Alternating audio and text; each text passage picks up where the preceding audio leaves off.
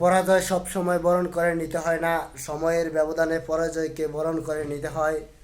সেরকমভাবে আমরা পরাজয় বরণ করে নিচ্ছি। গত 3টি ম্যাচে আফগানিস্তানের সাথে খুবই জঘন্য এবং ভাবে হেরে লজ্জার রেকর্ড গড়ছি।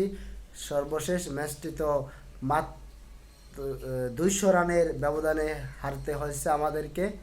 সো আপনারা সবাই হতাশ হবেন না, ওয়েস্ট ইন্ডিজের সাথে খুবই সুন্দরভাবে কামব্যাক করবে এবং আপনাদেরকে দেখিয়ে দিবে তারা কি পারে, তাদের সক্ষমতার যোগান দিতে।